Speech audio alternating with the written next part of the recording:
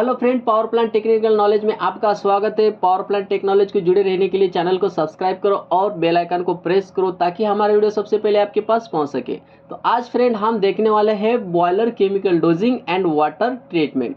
Boiler में water treatment कैसा होता है और केमिकल कौन कौन से डोज करते हैं और क्यों करते हैं। तो आइए देर ना करते वीडियो को स्टार्ट करते हैं। तो हम जो वाटर ट्रीटमेंट करते हैं बॉयलर में वो दो टाइप का होता है। कौन कौन से टाइप होते हैं? एक जो होता है वो होता है एक्सटर्नल वाटर ट्रीटमेंट और दूसरा होता है internal water treatment. External water treatment कैसे करते हैं? यानी कि डीएम प्लांट यानी कि बॉयलर में पानी या वाटर भेजने से पहले, फीड करने से पहले हम पहले से ही इसको वाटर को ट्रीटमेंट दे देते हैं, यानी कि डीमिनरलाइज कर देते हैं। वाटर में जो भी इम्प्योरिटीज़ है, जो भी मिनरल्स है, वो हम पहले से ही बाहर निकाल लेते हैं। तो आरओ प्लांट से भी हम एक्सटर्नल में वाटर ट्रीटमेंट करते हैं और शॉर्पनर प्लांट से भी करते हैं। इंटरनल वाटर ट्रीटमेंट में क्या क्या करते हैं हम? LP chemical dosing, MP chemical dosing और एचपी केमिकल डोजिंग। तो हमारा आज का टॉपिक है एचपी केमिकल डोजिंग। अभी ये एचपी केमिकल डोजिंग क्या होता है? एचपी केमिकल डोजिंग यानी कि हाई प्रेशर केमिकल डोजिंग। हमारे बॉयलर में हाई प्रेशर होता है और बॉयलर के अंदर हम केमिकल डोज करके उसका ट्रीटमेंट करते हैं। तो our today topic is HP chemical dosing.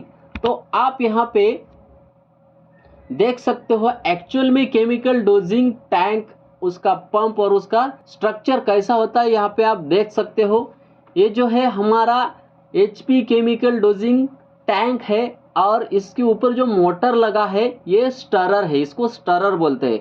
अभी ये क्या काम करता है मैं आपको ये सब इक्विपमेंट के बारे में बता दूंगा। ज़्यादा कन्फ्यूजन होने की ज़रूरत नहीं है। इतने सारे पंप और लाइनअप देख के यहाँ पे ज़्यादा कुछ कन्फ्यूजन होने की आपको ज़रूरत नहीं है। मैं स्टेप बाय स्टेप आपको सब समझा दूंगा। तो यहाँ पे ये जो है ये स्टरर है। स्टरर क्यों है?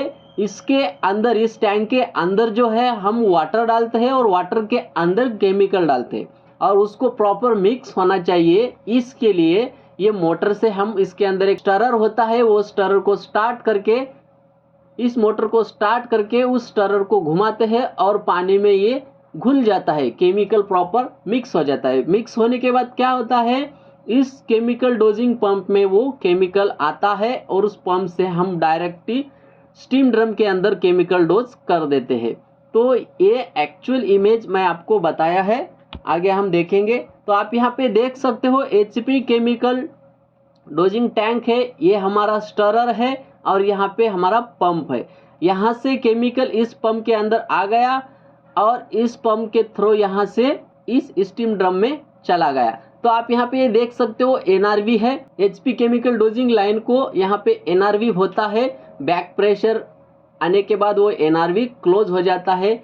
यहाँ से जब हम एचपी केमिकल डोजिंग ऑफ कर देंगे यानी कि बंद कर देंगे तो ये बैक प्रेशर ड्रम से बाहर नहीं आना चाहिए, इसलिए एनआरवी होता है। और ये जो है मड ड्रम है, ये डाउन कमर ट्यूब और हेडर है। तो इससे वाटर, स्टीम ड्रम से वाटर मड ड्रम में आता है। और यहाँ पे जो दिखाया है मैंने ये आईबीडी वाल है, यानी कि ब्लो डाउन वाल है। ये ब्लो डाउन वाल क्या काम करता है मैं आपको बताऊंगा। और ये जो है हमारा मेन स्टीम स्टॉप वाल है, ये प्रोसेस को स्टीम जाती है। तो ये जो स्टॉप वाल है आगे सुपर हीटर भी हो सकता है। मैंने एक आपको समझने के लिए यहाँ पे स्टॉप वाल बताया है, इसका भी थोड़ा सा काम था यहाँ पे आपको अंडरस्टैंडिंग करने के लिए, इसलिए मैंने यहाँ पे आपको बता दिया है। तो आगे आप देख सकते हो ये है हमारा CBD line, continues blow down वाल। तो इसका क्या काम है, इसका भी यहाँ पे थोड़ा सा काम है समझने के लिए। तो मैं आपको बता दूं ये सीबीडी और आईबीडी क्यों होते हैं। जब भी फ्रेंड हमारे बॉयलर में इम्प्योरिटीज बढ़ जाते हैं वाटर में, तो हमें वो जो वाटर है बाहर निकालना पड़ता है। तो दो टाइप का इसके अंदर इम्प्योरिटीज बढ़ता है। तो सबसे पहले क्या होता है, हमारा जो केमिकल है वो उसमें कुछ कंटेंट होते हैं ऐसे कि जो इम्प्योरिटीज है बॉयलर में वो एक जगह कलेक्ट कर लेते हैं, यानी कि उसको स्लज फॉर्मेशन में चेंज कर देते हैं और वो बॉटम साइड में यहाँ से आ जाता है। इधर बॉटम साइड में जो स्लज बन के आए हैं वो हम आईबीडी से निकालते हैं और दूसरा जो वाटर में सिलिका बढ़ जाती है, फॉस्फेट का लेवल यानी कि कॉन्सेंट्रेट बढ़ जाता है, तो हम उसको सीबीडी थ्रू निकालते हैं। अभी सीबीडी और आईवीडी में क्या डिफरेंट है? इसमें ये डिफरेंट है, आईवीडी हम कंटिन्यू चालू नहीं रख सकते। आईवीडी यानी कि इंटरमीडिएट ब्लो डाउन वाल, यानी कि बीच बीच में कभी भी हम इसको ब्लो डाउन दे सकते हैं, कंटिन्यूस ब्लो डाउन नहीं दे सकते। और सीबीडी यानी कि कंटिन्यूस ब्लो डाउन वाल, यानी कि इसको हम कंटिन्यूस ओपन रख सकते हैं। यहाँ से फ्लो जो है उसका बहुत कम होता है। और आपको पता है हमारे बॉयलर में जो वाटर होता है वो 50% लेवल होता है, और सीबीडी का लाइन उसी 50% वाटर लेवल के हिसाब से वहाँ पे अंदर होता है। और वाटर में जो सोलिबिलिटी हुआ है यानी कि फॉस्फेट का अंदर कॉन्सेंट्रेट बढ़ रहा है और वो वाटर में है, तो यहाँ से हम उस फॉस्फेट को कम करने के लिए यहाँ पे सीबीडी वाल ओपन कर देते हैं और कंटिन्यू चालू रखते हैं। इसका नाम ही है कंटिन्यूस ब्लो डाउन वाल। तो आईबीडी को हम बीच बीच में वाल ओपन करते हैं और बाहर निकालते हैं इम्प्यूरिटीज। इसको पीबीडी भी बोलते हैं, पीरियडिक ब्लो डाउन वाल, यानी कि कुछ पीरियड के बाद ही हम इसको ओपन करते हैं जब हमें बॉयलर में इम्प्यूरिटीज बढ़ गई है, हमारा जो वाटर पैरामीटर बॉयलर का डिस्टर्ब हो गए हैं, तो हम आईबीडी देख के यहाँ से निकालते हैं। होप आपको ये समझ में आया होगा केमिकल डोजिंग यहाँ पे कैसा जाता है। तो आज हम देखने वाले हैं फॉस्फेट का ट्रीटमेंट। फॉस्फेट हम क्यों डोज करते हैं और फॉस्फेट का लेवल जो है वो कितना चाहिए और क्यों चाहिए। अगर ज़्यादा हो गया तो क्या हो जाएगा फॉस्फेट का, और लेवल कम हो गया फॉस्फेट का तो क्या हो सकता है बॉयलर में, और नहीं फॉस्फेट है बॉयलर में हम नहीं डोज करेंगे तो क्या हो सकता है। आज इस वीडियो में फुल्ली हम स्टेप बाय स्टेप यहाँ पे समझने की कोशिश करेंगे। तो फ्रेंड मैं आपको एक बता दूं, स्टीमिंग साइकिल क्या होता है, यहाँ पे आपको वो समझना बहुत जरूरी है, तो भी आपको आगे समझ में आएगा। होता क्या है, हम बॉयलर में वाटर कंटिन्यू फीड करते हैं, उसके साथ केमिकल डोज भी करते हैं। तो क्या होता है, हमारा वाटर भी आता है और केमिकल भी आता है। फिर वाटर क्या क्या होता है, वाटर बॉयलर में सर्कुलेट होता है और उसका स्टीम बन के वो आगे चला जाता है। लेकिन इसमें जो फॉस्फेट डोज किया है वो यहीं पे होता है, यहीं पे रहता है, वो आगे नहीं जाता है। तो अभी होता क्या है, यहाँ पे जो फॉस्फेट है उसका कॉन्सेंट्रेशन बढ़ जाता है, यानी कि फॉस्फेट की क्वांटिटी वहाँ पे बढ़ जाती है। कभी कभी कैरी ओवर भी हो जाता है फॉस्फेट बॉयलर से। कैरी ओवर मतलब क्या है, इसमें ज़्यादा क्वांटिटी हो गई है फॉस्फेट की, हमने उसको आईबीडी नहीं दिया, सीबीडी वाल ओपन नहीं किया, तो वो फॉस्फेट आगे कैरी ओवर हो सकता है, यानी कि स्टीम से वो आगे जा सकता है। तो आपको ये समझना होगा। अभी हमें देखना है फॉस्फेट का लेवल। फॉस्फेट का लेवल क्या होता है, अप डाउन एंड मेंटेन। अगर हमारा फॉस्फेट लेवल मेंटेन करते हैं तो आप यहाँ पे देख सकते हो ट्यूब का इनसाइड, हमारा जो ट्यूब है वो इनसाइड बताने की यहाँ पे कोशिश किया हूँ मैं। ये देखिए, ये ट्यूब का जो है फ्रंट साइड मैंने आपको बताया और ये वर्टिकल साइज बताया है।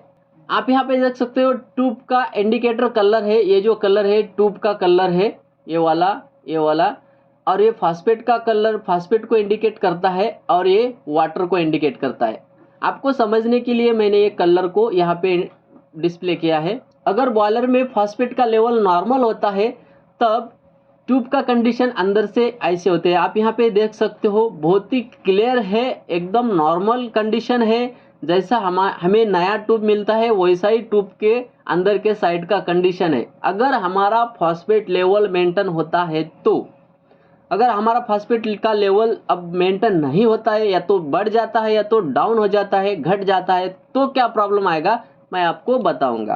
तो आप यहाँ पे देख सकते हो फॉस्फेट लेवल डाउन, यानी कि आपको यहाँ पे भी दिख रहा होगा हमारा जो वाटर है ये ट्यूब के अंदर से है, यहाँ पे देख सकते हो, और फॉस्फेट का लेवल जो है डाउन हो रहा है। तो आप यहाँ पे देख सकते हो फॉस्फेट का लेवल पूरा डाउन हो गया, यानी कि बॉयलर में फॉस्फेट नहीं है। तो आप क्या होगा, तो आप यहाँ पे पिक्चर देख सकते हो, मैंने आपको यहाँ पे बताया है। जब वाटर का और ट्यूब का कांटेक्ट हो जाता है डायरेक्टली, तो वहाँ पे पिटिंग, करोजन, इरोजन, ये पूरा बॉयलर के अंदर रिएक्शन चालू हो जाता है। तो आप यहाँ पे देख सकते हो, मैंने पहला जो ट्यूब बताया था उसके अंदर का साइड कैसा था, और आप देखिए फॉस्फेट अगर डाउन हो जाता है तो इसके अंदर का ट्यूब के अंदर की कंडीशन क्या हो जाती है। तो ऐसा हो सकता है, इसलिए हमें फॉस्फेट का लेवल मेंटेन रखना पड़ता है, ज़्यादा भी नहीं और कम भी नहीं। चलिए आप देखते हैं, अगर फॉस्फेट का लेवल ज़्यादा हो जाता है यानी कि अप हो जाता है उसका लेवल, तो क्या होगा।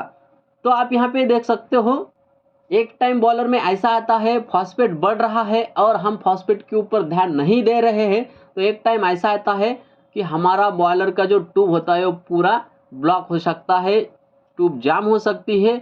यहाँ पे आप देख सकते हो, ये जो है ये पूरा फॉस्फेट है और यहाँ पे ऐसी कंडीशन हो सकती है। इसलिए फ्रेंड, हमें फॉस्फेट का जो लेवल है वो बॉयलर में बहुत ज़्यादा भी नहीं चाहिए और बहुत कम भी नहीं चाहिए, मीडियम चाहिए। अभी मीडियम यानी कि कितना चाहिए हम आगे उसको समझेंगे।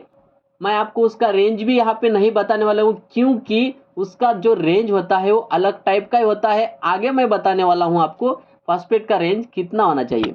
तो आप यहाँ पे देख सकते हो, कभी कभी बॉयलर का फॉस्फेट कॉन्सेंट्रेशन ज़्यादा बढ़ जाता है, उसका लेवल ज़्यादा बढ़ जाता है, तो कैरी ओवर होता है। मैंने पहले ही बताया आपको, कैरी ओवर यानी कि आगे चला जाता है। अगर हमारा सुपर हीटेड बॉयलर है, उस स्टीम के अंदर आगे जा रहा है, टरबाइन का जो रोटर होता है उस रोटर के ब्लेड के ऊपर यहाँ पे फॉस्फेट चिपक जाता है। तो यहाँ पे जब फॉस्फेट टरबाइन के रोटर के ब्लेड के ऊपर चिपक जाता है तो रोटर अनबैलेंस होके वहाँ पे कुछ भी हो सकता है। इसलिए हमें जो फॉस्फेट है वो ज़्यादा भी नहीं रखना है और कम भी नहीं रखना है, जितना हमें चाहिए उतना रखना है। तो हमें कितना चाहिए फॉस्फेट लेवल मेंटेन रखने का, उससे पहले हम थोड़ा सा फॉस्फेट के बारे में जानकारी ले लेंगे कि फॉस्फेट होता कैसा है और क्या होता है। तो आप यहाँ पे देख सकते हो केमिकल डोजिंग। अभी केमिकल डोजिंग में क्या क्या डालते हैं हम, मोनोसोडियम फॉस्फेट, हम उसको MSP बोलते हैं। दूसरा होता है डाइसोडियम फॉस्फेट, हम उसको DSP बोलते हैं। और तीसरा होता है ट्राइसोडियम फॉस्फेट, हम उसको TSP बोलते हैं।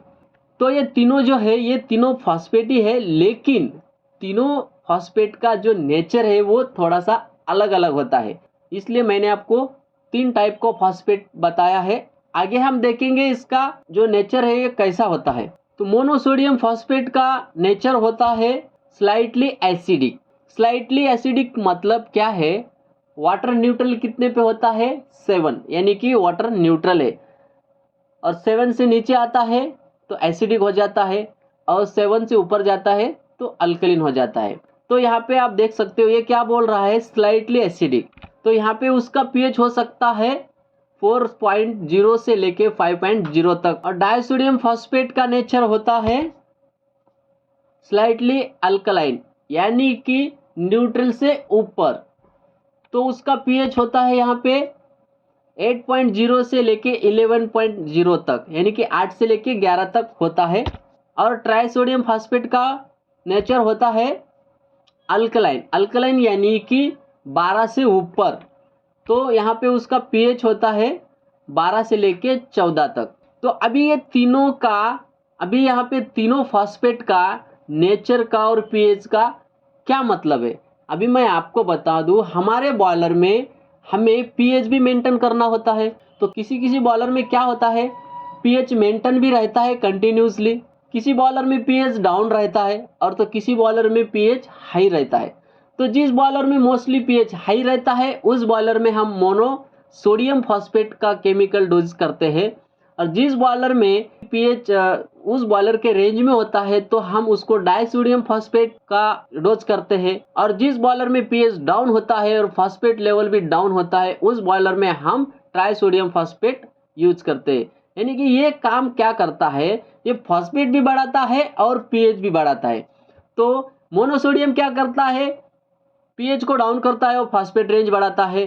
डाइसोडियम क्या करता है, स्लाइटली अल्कलाइन है, तो स्लाइटली अल्कलाइन क्या करेगा, वो पीएच को कुछ भी नहीं करेगा, है जैसा पीएच है वैसा ही रखेगा, फॉस्फेट का लेवल बढ़ाएगा। और ट्राइसोडियम क्या करेगा, पीएच को भी बढ़ाएगा और फॉस्फेट को भी बढ़ाएगा। इसलिए यहाँ पे इसका नेचर बताना बहुत जरूरी था और उसका पीएच का रेंज बताना बहुत जरूरी था। आपको मालूम होना चाहिए कौन सा फॉस्फेट, उसका नेचर कैसा है और उसका पीएच का रेंज क्या है, और बॉयलर में पीएच का रेंज क्या है, और वहाँ पे कौन सा आपको फॉस्फेट डोज करना चाहिए और करना है। तो आगे देखते हैं केमिकल रिएक्शन। तो मोनोसोडियम फॉस्फेट का केमिकल फार्मूला है Na PO4।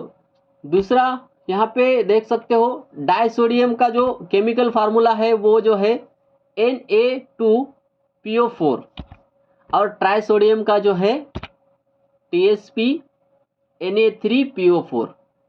ये जो है केमिकल का फार्मूला है हमारे तीनों फॉस्फेट का। तो अब यहाँ पे हम रिएक्शन देखेंगे तो क्या होता है, रिएक्शन कैसा होता है आप यहाँ पे देख सकते हो। ये ट्राइसोडियम फॉस्फेट का हम देखने वाला है। यहाँ पे मोस्टली हम बॉयलर में ट्राइसोडियम फॉस्फेट यूज करते हैं, इसलिए मैं आपको ट्राइसोडियम का रिएक्शन बताऊंगा। ट्राइसोडियम फॉस्फेट क्यों यूज करते हैं, मोस्टली बॉयलर में पीएच डाउन ही होता है, हमें पीएच को भी बूस्ट करना होता है यानी कि बढ़ाना होता है और फॉस्फेट को भी बढ़ाना होता है, इसलिए ट्राइसोडियम फॉस्फेट मैक्सिमम मेरे एक्सपीरियंस से यूज होता है। तो ट्राइसोडियम के ऊपर हम बनाएंगे। तो Na3 हमारा ट्राइसोडियम यानी कि Na3PO4 यहाँ पे हमने ले लिया है, प्लस H2O किसके साथ रिएक्ट करेगा, ये H2O यानी कि वाटर, हमारा जो वाटर है उसके साथ ये रिएक्ट करने वाला है। तो इसका रिएक्शन क्या होता है, इस दोनों का रिएक्शन कैसा होता है, तो आप यहाँ पे देख सकते हो NaOH यानी कि यहाँ पे हमारा pH बूस्ट हो रहा है। NaOH यानी कि pH बूस्ट हो रहा है, सोडियम हाइड्रोक्साइड। और दूसरा क्या बनाता है, NaHPO यानी कि स्लज फॉर्मेशन यहाँ पे वो बनाता है। तो ये दोनों का जब रिएक्शन होता है तब ये दोनों यहाँ पे आउटपुट उसका निकलता है। तो आपको ये रिएक्शन कैसा होता है ये अगर समझना है, इसका बहुत बड़ा टॉपिक बन जाएगा, इसलिए मैंने आपको ये डायरेक्ट रिएक्शन का जो वैल्यू है ये बता रहा हूँ। अगर इसका रिएक्शन आपको अंडरस्टैंडिंग करने के लिए मैं बताऊंगा तो इसको 1-2 घंटे लग जाएंगे, वीडियो बहुत लंबी हो जाएगी। फिलहाल आप ये समझिए, अगर आपको इसका रिएक्शन चाहिए तो आप कम से कम 50 कमेंट मुझे भेज सकते हो, उसके बाद ही मैं रिएक्शन के ऊपर वीडियो बनाऊंगा स्पेशल आपके लिए। तो आगे बढ़ते हैं। तो हमारे वाटर में हार्डनेस क्या होता है, हार्डनेस की जो गुणधर्म है वो कौन कौन से होते हैं, मैग्नीशियम, कैल्शियम, हम उसका देख लेंगे। Na3PO4 ट्राइसोडियम फॉस्फेट और कैल्शियम क्लोराइड का रिएक्शन होकर यहाँ पे ट्राई कैल्शियम फॉस्फेट और सोडियम क्लोराइड यहाँ पे उसका आउटपुट निकलता है, और ये होता है स्लज फॉर्मेशन। वाटर में जो स्केल फॉर्मेशन होता है वो पूरा कलेक्ट हो जाता है और वो नीचे के साइड में चले जाते हैं, यानी कि बॉयलर के नीचे के साइड में चले जाते हैं, वहां से हम IBD देख के रिमूव कर देते हैं। ट्राइसोडियम फॉस्फेट और मैग्नीशियम सल्फेट, इसका जो रिएक्शन होता है ट्राई मैग्नीशियम फॉस्फेट निकलता है और सोडियम सल्फेट निकलता है। तो ये जो होता है ये स्लज फॉर्मेशन होता है और हम उसको IBD और CBD के थ्रू बाहर निकाल देते हैं। तो फ्रेंड, फॉस्फेट हाइड आउट का एक फंडा होता है, ये बहुत इंपॉर्टेंट टॉपिक है अपने को, यही मेन है बॉयलर में। फॉस्फेट हाइड आउट क्या होता है, वो कैसे होता है और क्यों होता है, आइए देखते हैं। आप यहाँ पे देख सकते हो टेम्परेचर रेंज 280 to 340 और प्रेशर रेंज 30 और 40 kg/cm²। तो ये जो है ये बताने का कारण क्या है, क्योंकि इतना जो टेम्परेचर है, इस टेम्परेचर के ऊपर हमारा फॉस्फेट बहुत ही अच्छा परफॉर्म करता है।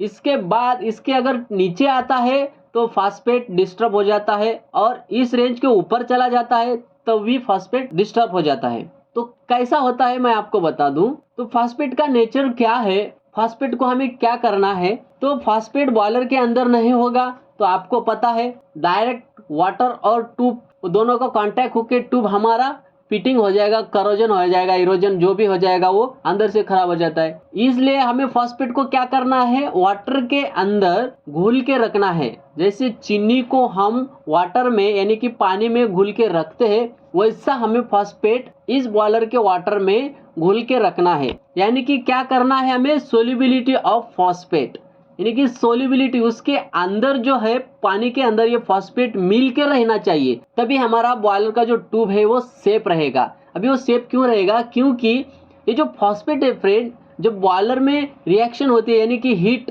ट्रांसफर होती है, उस समय ये जो फॉस्फेट है ये एक लेयर बनाता है वाटर के अंदर, और ट्यूब और वाटर को डायरेक्टली कांटेक्ट में नहीं आने देता है, और उसके अंदर लेयर बना के वो हीट को भी ट्रांसफर कर देता है। तो वो लेयर लिमिटेड में चाहिए, ज्यादा भी नहीं चाहिए और कम भी नहीं चाहिए। इसलिए हमारा जो फॉस्फेट है इसके अंदर घुल के रहना चाहिए, सोल्युबिलिटी में रहना चाहिए। तो होता क्या है, इस टेम्परेचर के रेंज के ऊपर अगर टेम्परेचर चला गया तो फॉस्फेट हमारा हाइड आउट होने लगता है। अभी हाइड आउट क्या है, यहाँ पे आप देख सकते हो, हाइड आउट फॉस्फेट। ये देखिए अभी यहाँ पे क्या हो गया, आप यहाँ पे देख सकते हो सोलिबिलिटी ऑफ फॉस्फेट, यानी कि पानी में घुल के, वाटर में हमारा फॉस्फेट घुल के है, और यहाँ पे क्या हो रहा है, हाइड आउट हो रहा है, यानी कि वाटर से सेपरेट होने लग गया है और ट्यूब के साइड जो होते हैं प्लेट के ऊपर वो स्टिक होने लगा है, यानी कि चिपकने लगा है।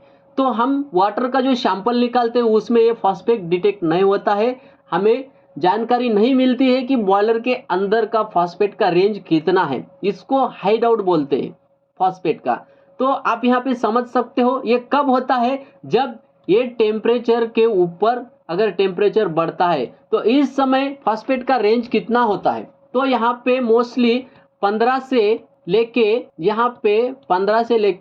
50 to 25 ppm में हम यहाँ पे फॉस्फेट लेवल इसका मेंटेन करते हैं। तो आप यहाँ पे देख सकते हो, तो इस रेंज के ऊपर अगर जाता है तो यहाँ पे 15 से 25 तक हम इसका फॉस्फेट का जो लेवल होता है वो उतना मेंटेन करते हैं। इसका रिलेशन प्रेशर और टेम्परेचर के साथ है और डिपेंड करता है बॉयलर के ऊपर लोड कितना है। लोड के ऊपर भी फॉस्फेट का जो फिनोमेना है मैं आपको वो बताऊंगा, लोड के ऊपर फॉस्फेट हाई लो कैसा होता है, पीएच हाई लो कैसा होता है। तो आपको होप ये समझ में आया होगा कि फॉस्फेट हाइड आउट कैसा होता है। अभी देखिए फिनोमेना हम देखेंगे फॉस्फेट का क्या है। अभी यहाँ पे आप देख सकते हो स्टीम लोड, पीएच और फॉस्फेट। जब बॉयलर का लोड जो होता है वो अगर इंक्रीज हो जाता है यानी कि बढ़ जाता है तो पीएच उसका क्या होगा, उस बॉयलर का इंक्रीज होगा, ये इसका फिनोमेना है। और फॉस्फेट का लेवल क्या होगा, डाउन होगा। और बॉयलर का लोड अगर डिक्रीज होता है यानी कि डाउन हो जाता है, कम हो जाता है, तो उसका पीएच डाउन होता है और फॉस्फेट बढ़ जाता है। तो